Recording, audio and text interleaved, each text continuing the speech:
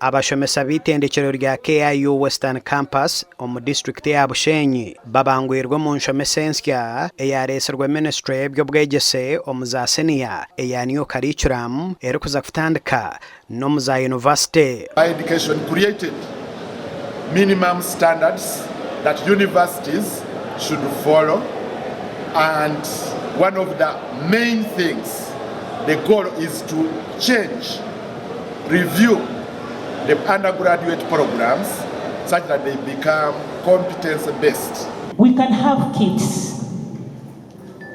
We have grammar. So that these learners get to know how do we carry on interviews.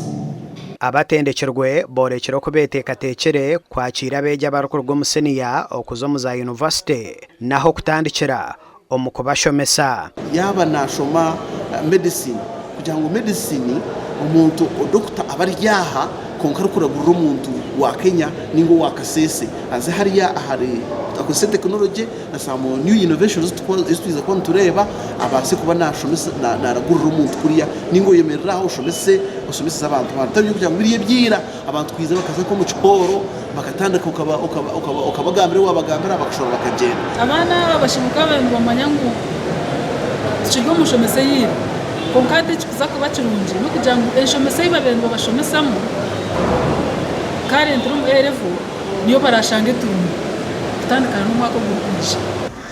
Competences, these are basically what a student will be able to attain, who is able to do, apart from having the skill. But what can this student do? So that what he can do is the competence.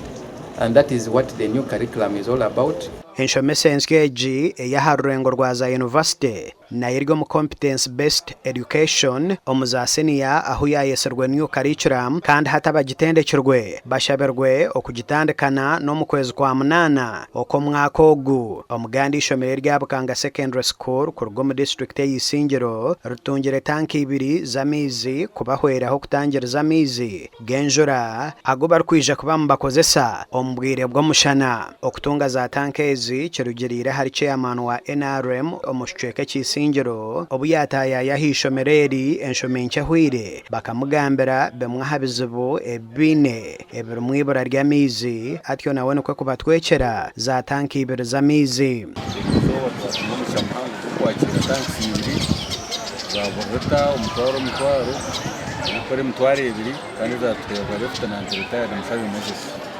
Msimo mningo gumtano kuri yatendereza akibara ry'amizi agarukuza ko afite mu munyisomero abana twabwire kingi biramagara mabwa kuko isamizi mabi n'imiti yagafata ko buryo turebe ngo twazitaho wazerenge kabamizi ngo kumukimanya ngo Bukanga nangwa ni Isingiro yona necweke kitari mu mizi garukumara Bukanga Secondary School twinishomero kurenza y'abana rushanju konka twine mizi garukumara. So erizoba yatuzindukira yaturetera tanka 2 z'amizi za plastika. Abeje nabo basimira obuhwezi obahirwe. Anyowe ni sima munonga afande mushayo Mozesi abo kinte cyatkorra itenka bishintu bantu etenga mizi munonga era mwere rizoba yatkorra yaturetera tanksi akuba tubenu teganisibwa munonga ha kintu cy'amizi tubenu tutambara mitazi nkarunana kurga Eishomero kuza kwakira amizi kandi icyo ntikikora twarwo mu classes kibe ni kiretero umwe twahiko mushaha za sapa abana batakahirize personal administration byo kunabana no kwetereza gasha kwa Ben Mhozi